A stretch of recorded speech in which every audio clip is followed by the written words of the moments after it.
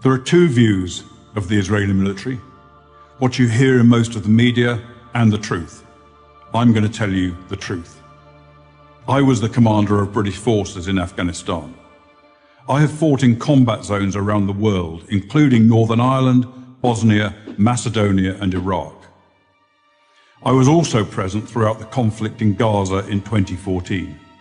Based on my experience and on my observations, the Israel Defense Force, the IDF, does more to safeguard the rights of civilians in a combat zone than any other army in the history of warfare. Why is this so? Firstly, Israel is a decent country with Western values run on democratic principles. Israel has no more interest in war than Belgium does. In fact, Israel has never started a war. The only reason it ever goes to war is to defend itself. And it has to defend itself because, unlike Belgium, it is surrounded by countries and armed groups that want to destroy it. Secondly, Judaism, with its unsurpassed moral standards, remains a major influence on the citizens of Israel. I say this as a non-Jew. Thirdly, the army is composed overwhelmingly of citizen soldiers. Israel's a small country with a small professional army. To fight a war, it depends on its conscripts and its reservists. These are ordinary citizens, from professors to plumbers, called upon to defend their homes. They don't want to be fighting, and they don't want to harm others.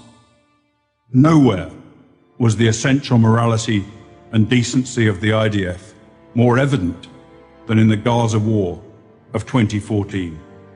If ever there was a purely defensive war, this was it. The war was started by Hamas, the terror organization, designated as such by the US State Department that runs the Gaza Strip. In the first 6 months of 2014, Hamas launched hundreds of rockets at Israeli civilians. After repeated warnings from Israel to stop, the Israeli Air Force finally conducted precision strikes to halt the rocket fire, and the IDF advanced into Gaza to destroy a network of terror tunnels that Hamas had constructed to attack Israeli communities near the Gaza border. The IDF took extraordinary measures to give Gaza civilians notice of targeted areas, dropping millions of leaflets, broadcasting radio messages, sending texts, and making tens of thousands of phone calls. Let me repeat that. The Israelis called Gazans on their cell phones and told them to leave their residences and move to safety. Never in the history of warfare has an army phoned its enemy and told them where they're going to drop their bombs. Many IDF missions that could have taken out Hamas military capabilities were aborted to prevent civilian casualties, increasing the risk to Israeli citizens and soldiers. Despite all of this, of course innocent civilians were killed. Every war is chaotic and confusing, and mistakes are frequent. But mistakes are not war crimes.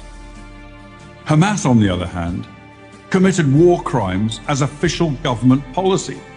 Hamas deliberately positioned its military assets among the civilian population, hiding weapons in schools and hospitals, and placing rocket launchers alongside apartment buildings, then forced those civilians to stay in areas they knew would be attacked.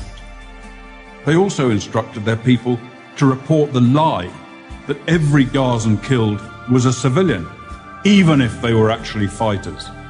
And if there were no civilian deaths, Hamas made them up. Numerous internet sites show Palestinians elaborately staging sniper victims and smashed ambulances, among other phony horrors. It's so common, there's even a term for it, Pallywood, as in Palestinian Hollywood. Ironically, it's the leaders of Hamas themselves who best understand the extraordinary measures the IDF will take to protect innocent civilians. They take full advantage of Israel's decency and adherence to the laws of war. No army takes such risks in order to protect civilians as the Israeli army does. I say this as a professional soldier. I say it because it's true, and people who care about truth should know it. I'm Colonel Richard Kemp,